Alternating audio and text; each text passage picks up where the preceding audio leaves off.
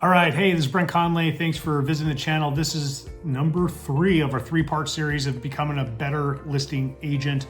Hopefully the last 2 30-minute segments are great for you and you guys are learning and implementing what you learn. Do not forget to implement what you learn. So I'm excited to wrap this one up. Probably won't go 30 minutes, but let's see what we can do on getting you into the right mindset with competing. That's going to be the topic right now. Competition, competing. All right. One of the best things that I would say that is a mindset to get used to is competing with yourself. We don't need to compete with other people. We're competing with ourselves. The biggest competitor we have is right now, if we were looking in a mirror, looking at you in the mirror. It's yourself, right? That's the biggest competition you have, is all the doubts and all the challenges that are in your mind and everything else. We've got to just take that, throw it away. Take it all, throw it away, deal with it another day, and start competing with yourself. And how you can do that is, hey, yesterday I made 10 phone calls. Today I'm making 15. Yesterday maybe I made 15 phone calls. Today I'm making 20. And today when I make 20, I'm going to do 2 or 3 more just for fun. And I'm going to see if I can get that done in 2 hours, 3 hours, however that long it takes. And then tomorrow, I'm going to build myself up enough where I'm going to challenge myself to complete a 100 call-a-thon, 100 calls towards success. Let's label it that. 100 calls to success. And tomorrow, right? Today I did 20 calls. Tomorrow I'm doing 100. And I know I'm going to get leads out of 100 phone calls. That's how you compete with yourself. I'm going to get better every single day. That's how you compete with yourself. Who cares about what everybody else is doing? Doesn't matter. What matters is how productive are you going to be today and tomorrow and the next day and the next day after that. Compete with yourself. To become a better listing agent, you need to be enthusiastic about the property. You need to be enthusiastic about serving that client and getting excited about the success that you are going to achieve with the methods of your sales and your sales process, with the method of your marketing, with your method of your daily schedule.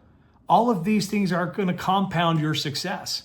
And so you've got to start thinking about how you're perceived on the other side and how energetic you are on a listing presentation. The more energy and more excitement, more enthusiasm that you are projecting, the more excited the sellers are going to be when you ask for their signature. Think about that. Energy and enthusiasm will sell like 90% of the time. I had a great partner one time. That's all the dude did was get excited. Sales skills weren't that great, but he would just get excited, and the sellers and agents would get all excited, and he would sell people on the enthusiasm and energy that he portrayed. It's gonna be fantastic. You're gonna gain listings by increasing your energy and enthusiasm about that property. So don't go in there and be like, well, I could probably sell this thing. I don't really like your price. And yeah, I think I can sell it. No, that's not going to sell anybody anything.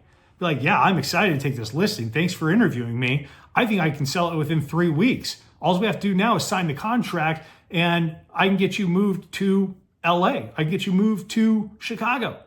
Wouldn't that be exciting? Yeah. Okay, how much do you charge? Oh, I charge 3% on my side. Isn't that fair? We used to charge 6. We're only charging 3 now. Well, that's awesome. Do I have to pay the buyer broker? Yeah, you can pay him whenever you want. Isn't that fantastic? Yeah, where do I sign? Boom.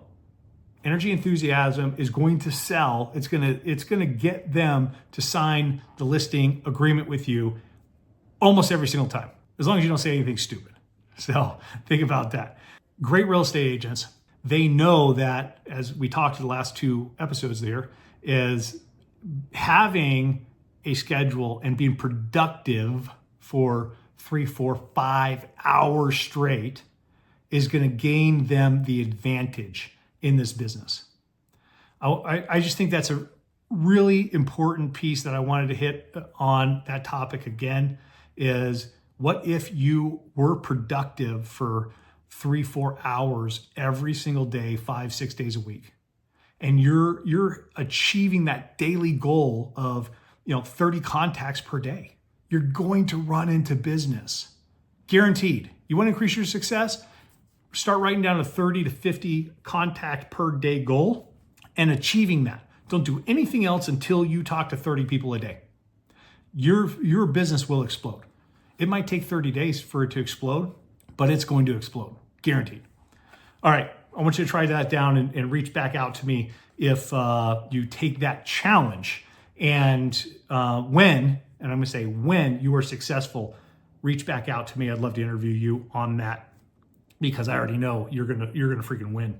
All right, the average real estate agent, I'm writing this down here, they're not productive at all. They're not productive at all. They don't have a schedule. They don't have a goal. They don't have a contact goal. Like they're just floating in the wind. They don't have the sails, casted in order to reach a destination because they don't have a destination. Do not be that person. Be the professional that has a daily schedule, an intention on becoming better every single day, that's educating themselves, and that they're going to achieve that daily contact every single day, and add in an ultimate prospecting day every single 2 weeks. 25 ultimate prospecting days in a year. I mean, you're just gonna gain so much more than the average real estate agent out there could ever dream about doing, right? Just on that one day, 12 times a year. So if 12 times a year, let's say you had a ultimate prospecting day where you're going to talk to 100 clients or 100 sphere of influence or 100 potential prospects, you're going to pull probably 10 potential buyers and sellers out of that, and you're probably going to close 3 or 4 or 5 transactions out of that every single month, depending on your marketplace. I know some markets are luxury markets, it's a little bit harder to do, but if you're in a Phoenix marketplace, then absolutely you can do that, right? There's enough veterans, there's enough first-time home buyers on the buyer side, and there's enough expired listings and FSBOs where you don't even need a database. You just focus on those and you are going to gain more business.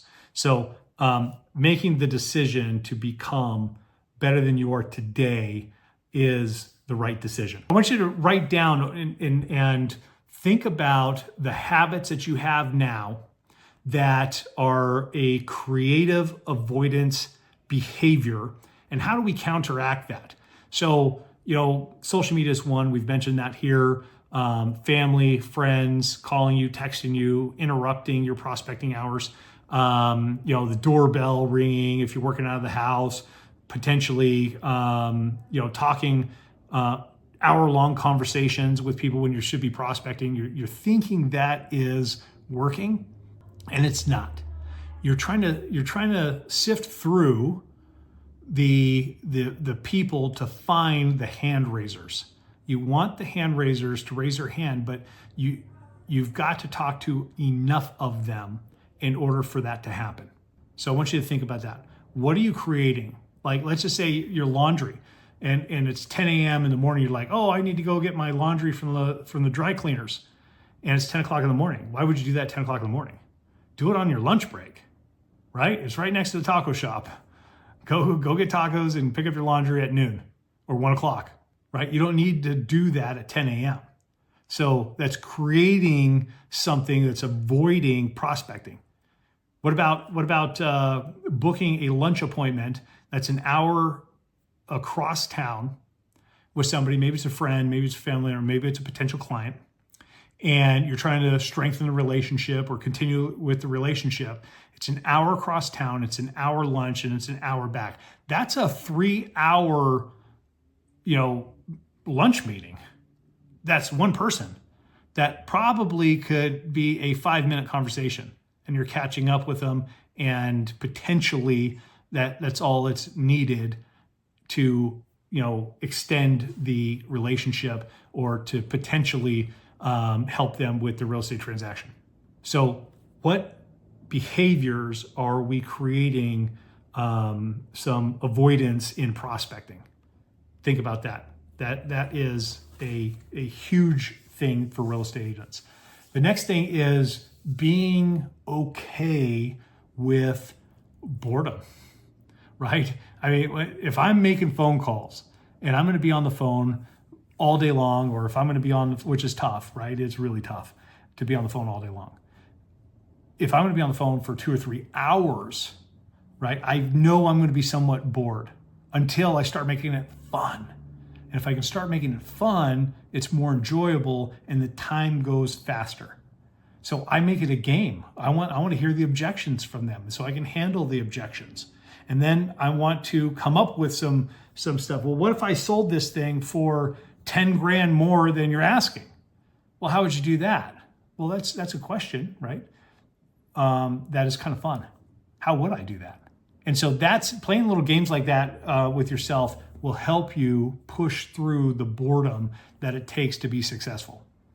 Everything in life that I've seen is constant boredom and repetition in order to have success. And I did this when I was coaching football. It was the same moves in order to get my line prepped for game day. And we practice over and over, just the stance, right? Getting in the proper stance. And I watched this with my daughter in cheerleading. She practices 5-6 days a week. She's on a competitive cheer squad, and they do the same thing every single day. So when the presentation comes in one of her meets, then they don't get it wrong. They're practicing so much that they're not getting it wrong. And so you've got to think about your real estate business that way, is how do I practice in my real estate business? And how do I perfect it when I'm on the phone with my clientele or my future clientele? And so I can get better. And one of those things is you do it constantly, day in and day out, until you can't get it wrong. What people end up doing is they'll have a great day of prospecting and then they'll take 5 days off. They feel as though they deserve it because they talk to so many people. And which, hey, you probably do deserve it, but that's not going to get you to that next level in business, right? That's not going to get you the listings that you want, at least that what you wrote down on your goals. So think about getting into the habit of pushing forward and being consistent in those behaviors, and go overboard on the consistency, on the boredom, and into the behaviors that's going to cause you to succeed. Hopefully you enjoyed this, a little bit shorter this time. And I'll come out with some other great training things for real estate agents. And thanks for watching my channel. Send this to anybody that's in this business that might need a little pick-me-up. I appreciate all of you for being here, and let me know if I can help you, or if you want me to talk about a topic, I'll be happy to take your request and get you out a video. Thanks, have a great day.